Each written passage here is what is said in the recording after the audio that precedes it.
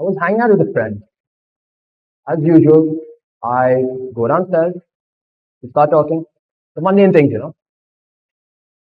As our conversation progresses, we eventually take it poolside. Suddenly, it happened. Never in my entire life have I felt such a sinister force grip the very soul of my being. It was almost as if the Grim Reaper himself took his cold, bare hand, laid it on the back of my shoulder to guide me to the pits of hell. Fear, anxiety, stress was all I knew. I was lost in another world. But the weirdest, funniest part of the whole ordeal, I enjoyed it. That's right. I enjoyed him screaming at me. No, not my friend, but rather the singer. That's right. I'm referring to a song. More specifically, I'm referring to this. Industrial rock outfit, Bring Me the Horizon's latest album. Now look at me. Not a pretty sight. Too much red on the face. But what else am I? Do I have any tattoo? No. Any piercings? No. Do I have any long dreadlocks? No. I don't even own a single Harley Davidson. Not exactly your typical metal listener. But somehow, for those 30 seconds of listening, the immersive experience that is new music was so liberating. I was free from the confines of my mundane life. How? Why? And perhaps most importantly, to everyone present here today, how exactly can I make a TED Talk out of it? Now, here's the deal. This talk is not meant to be intellectual. My proof is right here. What my goal with this talk is just to help you, and perhaps all of us here, myself included, to look at something we interact with so heavily in a slightly different way. Without any further ado, let's get into it. First, why? Why should anyone here care? Why should you listen to me? That's a good question. In fact, it's the hardest one for me to answer. So I thought I'd tackle it first. My answer is quite simple. 2 words. Time travel. Listening to a certain song at a certain time of our life makes us associate those memories with those songs. This allows us, upon re-listening to that song, to discover who we used to be, which to me is a good thing. Like, come on, everyone remembers this absolute classic pop. Yeah, that was shorter than I thought it would be. But apart from that, if there are any adults watching on the screen, specifically mom and dad, this is for you. Go ahead, good. Okay.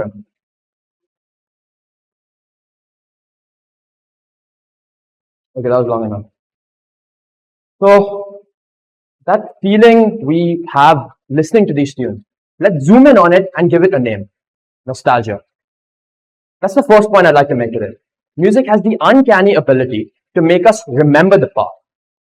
And that's pretty cool. In other words, it has the power of nostalgia. But is that the only emotion music is able to evoke from us? Of course not. Music acts as an emotional outlet. It makes us able to access our emotions in a way that nothing else really does. And just think about this for a quick second. We interact with music with each other. We bond over music with each other, critiquing each other's albums on a day-to-day basis, looking at each other's playlists, giving each other recommendations. This is all things we've become accustomed to. Music overall is something that makes us less socially distant, not only from our past selves, but also each other.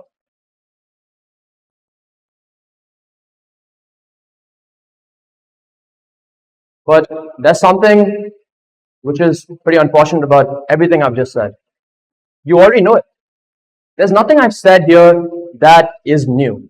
And that's why I want to talk about this. Why music can be dangerous. The thing is, about its beauty, listening to a certain song, we can often fall into what I like to call the trap. Step one, we like a certain song more than another. Pretty regular stuff. Step 2, we listen more and more, start to get cozy with it. Now, at this point, mind you, these first 2 steps, there's nothing wrong with them. But the problem arises when they often result in step 3. We become afraid to venture into new music. We start re-listening to the same song again, and again, aka step 4.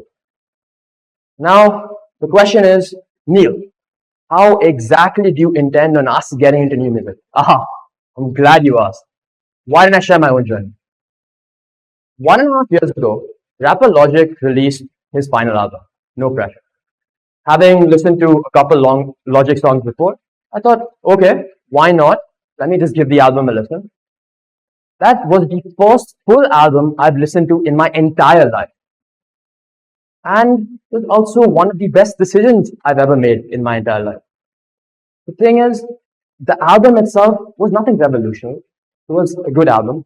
But what it did do was make me take music that little bit more seriously. Eventually, I listened to more and more music and I came across this.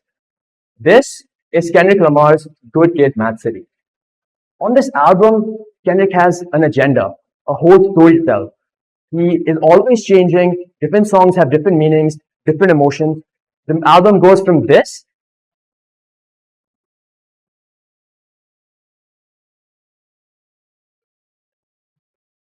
all the way to this.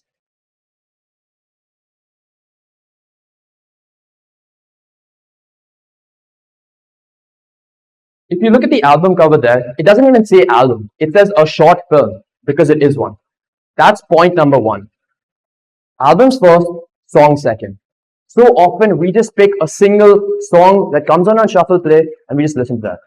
There's nothing wrong with that. But an artist is able to create a mood, an atmosphere through an album that's drastically more powerful than just listening to a single song. I'm not telling you to only start listening to albums.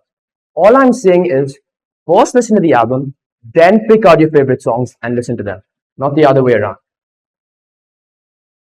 As I continued through my journey, I came across a relatively unknown artist named TK Mai. Now, here's the little TK. She's a 25-year-old Zimbabwean born Australian.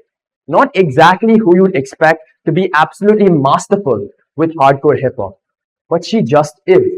So, point number 2, we often dismiss an entire genre because we think there's a lack of variety. Well, unfortunately, everyone here in this auditorium, myself included, need to come to terms with the fact that we just don't know that much about music. Let's try harder. There's so many people who I personally know who wrote up the entire genre that is rap because they thought there was a lack of variety. If you search hard enough, within each genre, there is really something for everyone. The popular perception, rap is all about naming yourself after infants. Lil Baby, Lil Peep, Lil Durk. But that's only a surface level analysis. Take it a step further, there are so many different styles within the genre. Conscious rap, jazz rap, conscious, East Coast, West Coast. List goes on. In fact, why not just take an example? How about this?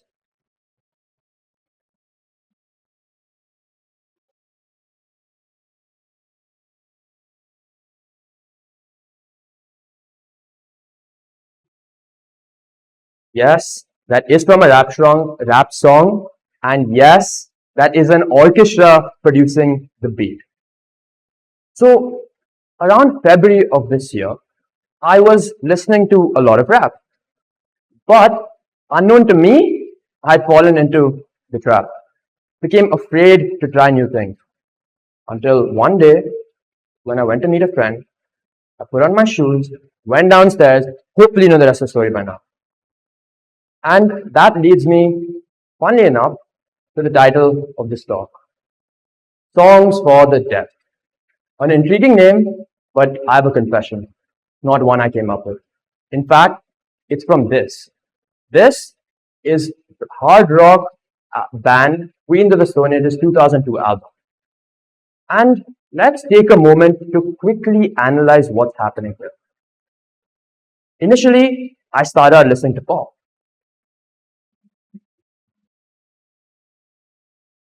Then I ventured into hip hop.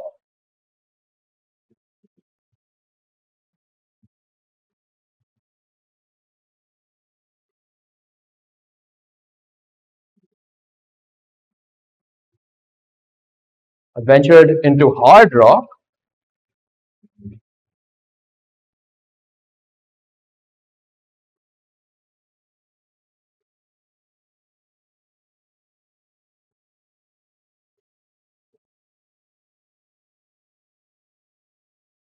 And then I came across this.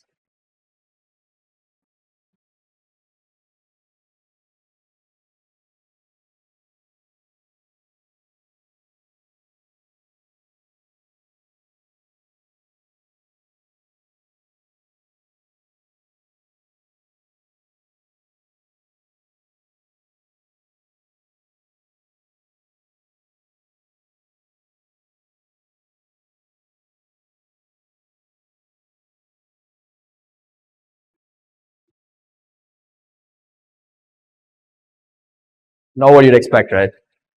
The broader point here is that music taste is not constant. We've all given into the fact that you're born and your music taste is already decided. What you like, what you don't like, you can't change that. I, for one, would like to challenge that notion. I say anyone can grow to love any genre, provided you listen to a continuous progression of music leading up to that.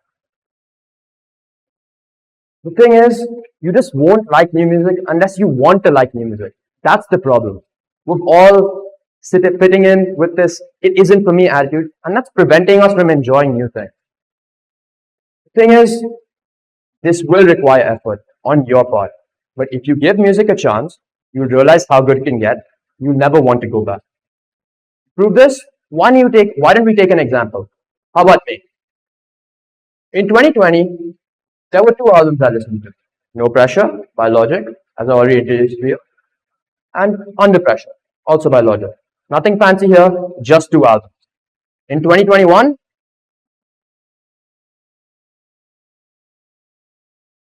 these are just some of the 90 plus albums I've listened to this year alone. In totality, I've gone from listening to just 5,800 minutes in 2019 to 58,000 minutes in 2021. That's a tenfold increase.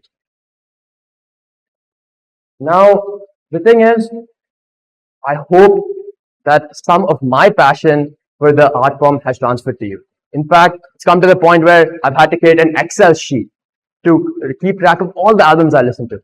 Yes, it does exist, and no, it isn't for sale.